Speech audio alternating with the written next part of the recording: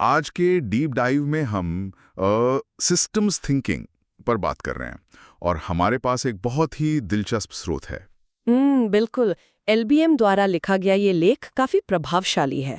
इसका शीर्षक है applying the 11 laws of systems thinking to personal growth. हाँ, जो 10 मार्च 2024 को पब्लिश हुआ था और फिर 12 अप्रैल 2025 को अपडेट भी किया गया। तो आज का हमारा मिशन ये समझना है कि कैसे ये सिस्टम्स थिंकिंग वाला नजरिया हमारी पर्सनल ग्रोथ में काम आ सकता है। सही कहा।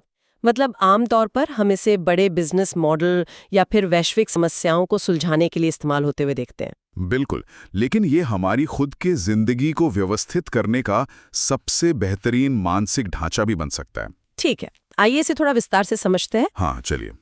तो हम अक्सर अपनी जिंदगी को एक अलमारी की तरह देखते हैं ना, अलग अलग साफ सुथरे डिब्बे। एक डिब्बा करियर का हो गया, दूसरा सेहत का और तीसरा निजी रिश्तों का। झूठी सुरक्षा का एहसास है।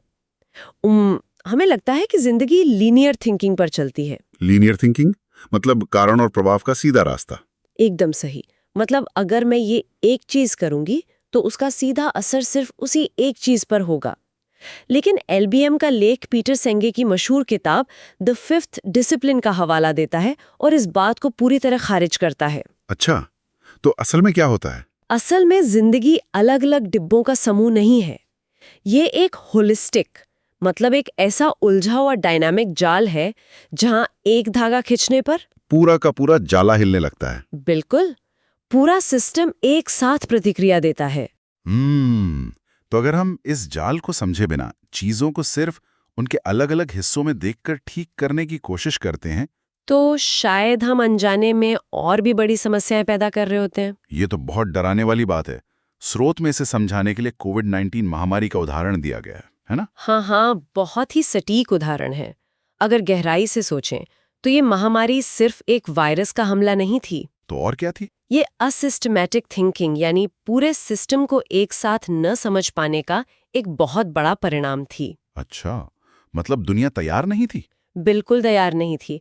जब महामारी आई तो एक प्रोएक्टिव प्लानिंग की बजाय पूरी दुनिया बस हताशा में प्रतिक्रिया दे रही थी। हाँ, मुझे याद है, सब कुछ कितनी जल्दी बंद हो गया था। वही तो, हर कोई बस किसी तरह से स्थिति को संभालने की कोशिश कर रहा था। सप्लाई चेन टूट गईं, स्वास्थ्य सेवाएं चरमरा गईं और अर्थव्यवस्थाएं एकदम ठप हो गईं। क्योंकि हम समस्याओं को उनके अलग अलग डिब्बों में देख रहे थे। हम एक रिएक्शनरी स्क्रैम्बल में फंस गए थे। मतलब समस्या आई और हमने तुरंत बिना सोचे समझे रिएक्ट किया, बिना ये समझे कि एक सेक्टर के बदलाव का दूसरे पर क्या असर होगा। इस वैश्विक विफलता को देखकर मेरे जहन में एक बहुत बड़ा सवाल आता है। वो क्या? अगर पूरी दुनिया जैसी बड़ी प्रणाली कोविड जैसी स्थिति के लिए तैयार नहीं थी, तो क्या आम इंसान अपनी रोजमर्रा की जिंदगी में आने वाले निजी संकटों के लिए तैयार है? ये बहुत गहरा सवाल है। मतलब इसे कार की तरह सोच सकते हैं। कार सिर्फ इंजन या पहियों का नाम तो नहीं है ना? नहीं, बिल्कुल नहीं। वो तो इन सब के एक साथ मिलकर काम करने वाले सिस्टम का नाम है।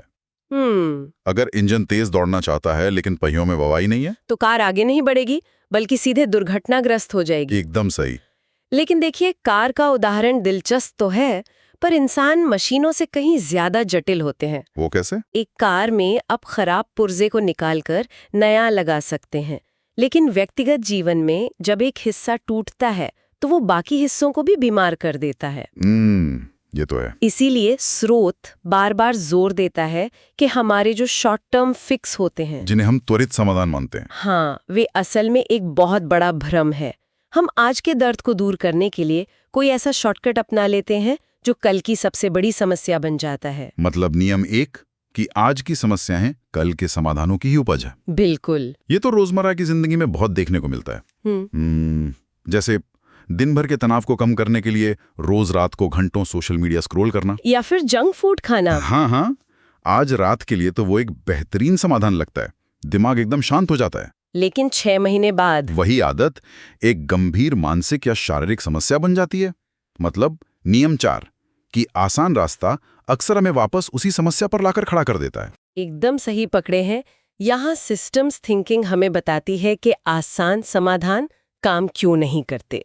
जब हम क्विक फिक्स ढूंढते हैं तो हम मूल कारण पर काम नहीं कर रहे होते। हम सिर्फ लक्षणों को दबा रहे होते हैं। हाँ, और जब लक्षण दब जाते हैं तो बीमारी अंदर ही अंदर बढ़ती जाती है। स्रोत में कहा गया है कि अक्सर इलाज बीमारी से भी ज्यादा बदतर हो सकता है। नियम 5, ये इलाज बीमारी से बदतर हो सकता है वाला विचार बहुत ही दिलचस्प है। अगर हम इसे करियर के चश्मे से देखें, हाँ बताइए। तो लोग अक्सर तेजी से आगे बढ़ने के लिए 14-14 घंटे काम करने लगते हैं।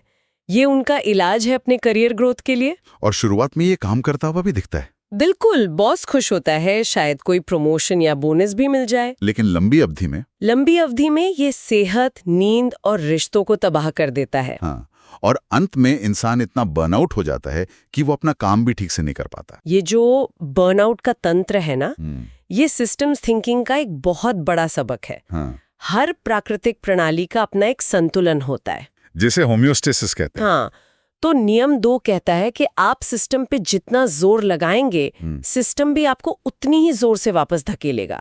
जब हम नींद की कीमत पर करियर को अंधाधुंध धकेलते हैं, तो शरीर और दिमाग बगावत कर देते हैं। तो आखिर इस सब का क्या मतलब है? मतलब यहाँ एक विरोधाभास नजर आता है। कैसा विरोधाभास? देखिए, आज की दुनिया और ये जो पूरा हसल कल्चर है, वो तो यही सिखाता है कि सफलता के लिए आपको अपनी सीमाओं को तोड़ना ही होगा। हाँ, मोटिवेशनल स्पीकर्स भी यही कहते हैं। बिल्कुल, कि जितना पुश करोगे उतना आगे बढ़ोगे। तो अगर मैं पूरी ताकत लगा रहा हूं, तो सिस्टम्स थिंकिंग ये क्यों कह रही है कि सिस्टम मुझे पीछे धकेल देगा? क्योंकि हसल कल्चर की सबसे बड़ी खामी ये है कि वो इंसानी शरीर को एक असीमित मशीन मान लेता है, जबकि हम एक इकोसिस्टम हैं। एकदम सही। जब हम प्राकृतिक प्रतिरोध के खिलाफ जबरदस्ती जोर लगाते हैं, तो शरीर कॉर्टिसोल जैसे स्ट्रेस हार्मोन से भर जाता है।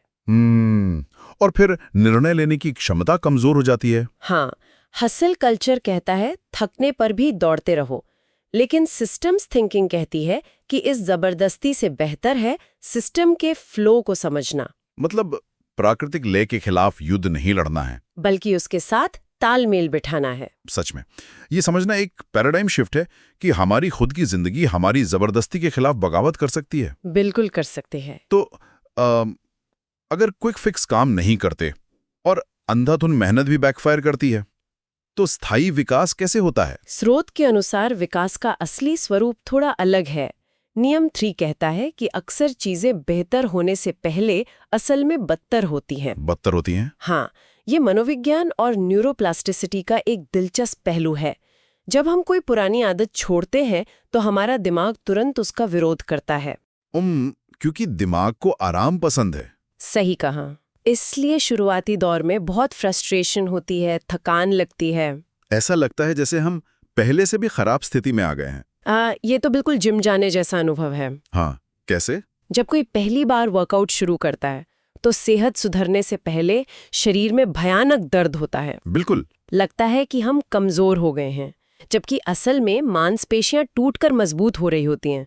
पर ज्यादातर लोग इसी दर्द से घबराकर कोशिश छोड़ देते हैं। जिम का उदाहरण बहुत अच्छा है, लेकिन यहाँ बात सिर्फ शारीरिक दर्द की नहीं है, मानसिक प्रतिरोध की भी है। हम तुरंत परिणाम चाहते हैं ना, इसलिए शुरुआती गिरावट को विफलता मान लेते हैं। हाँ, और यही नियम 6 आता है, तेज गति असल में धीमी होती है।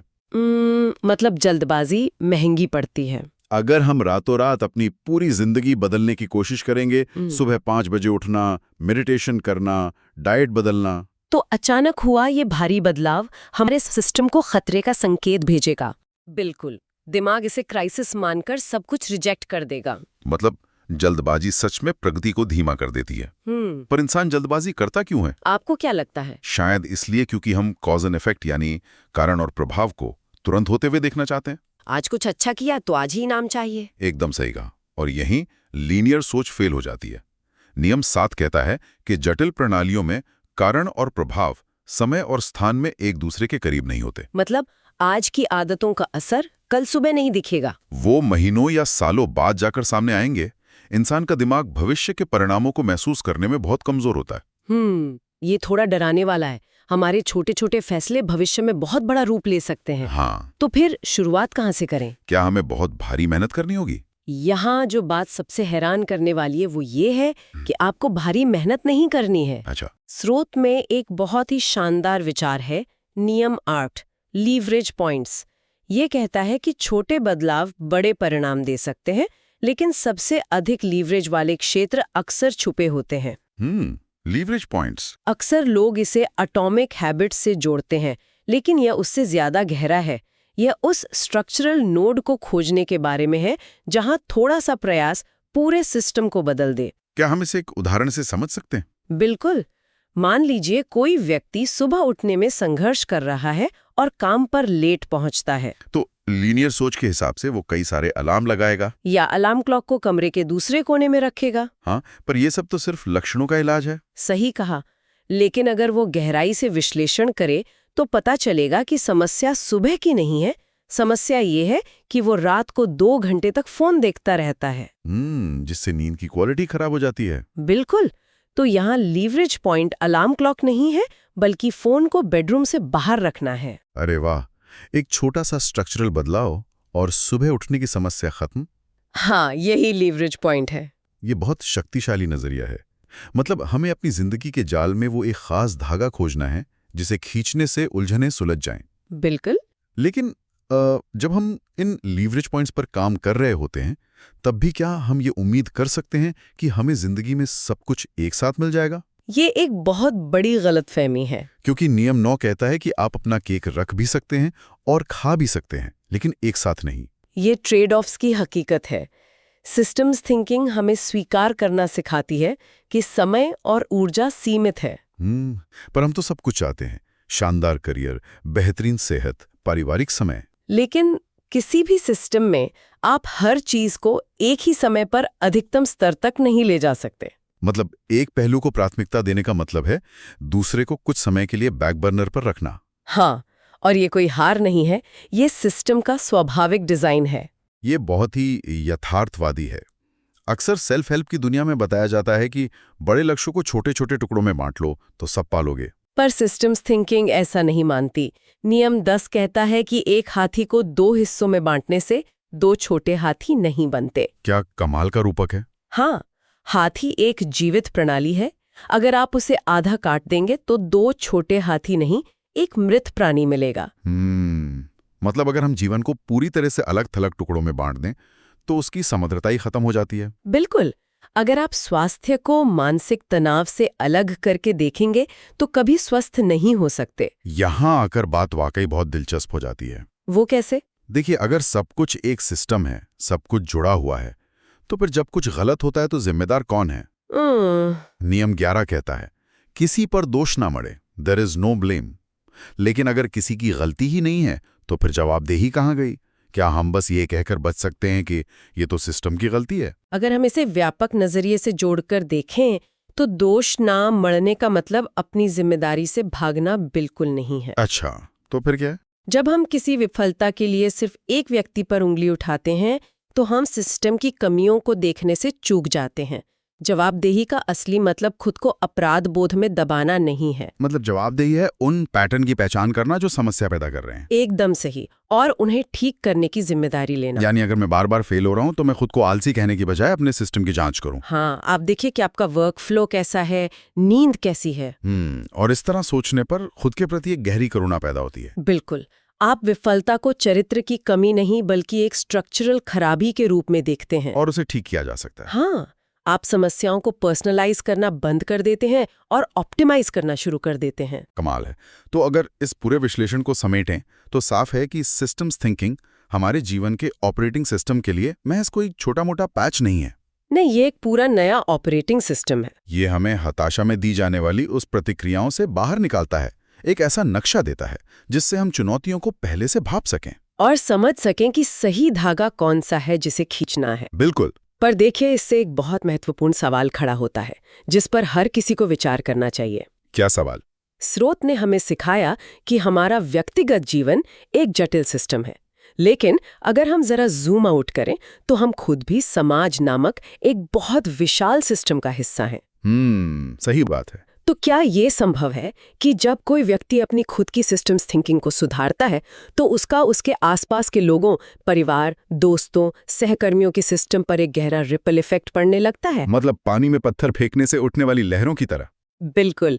क्या ऐसा हो सकता है कि सिर्फ एक व्यक्ति के अपने अंदर के सिस्टम को संतुलित कर लेने से उसके आसपास का पूरा नेटवर्क भी अपने आप बदलने पर मजबूर हो जाता है। क्योंकि सिस्टम्स थिंकिंग का सच यही है कि अगर एक हिस्सा बदलता है तो पूरा सिस्टम कभी पहले जैसा नहीं रह सकता। उसकी ऊर्जा, उसका फ्लो, सब कुछ बदल जाता है।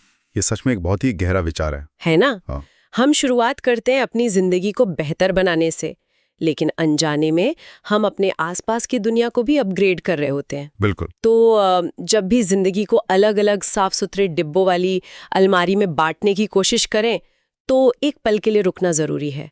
वो एक विशाल और डायनामिक जाल है और उसे एक बेहतर आकार देने की ताकत पूरी तरह से हमारे ही भीतर है। बस नजरिया बदलने की देर है। इसी विचार के साथ आज के इस डीप डाइव को हम यहीं समाप्त करते हैं।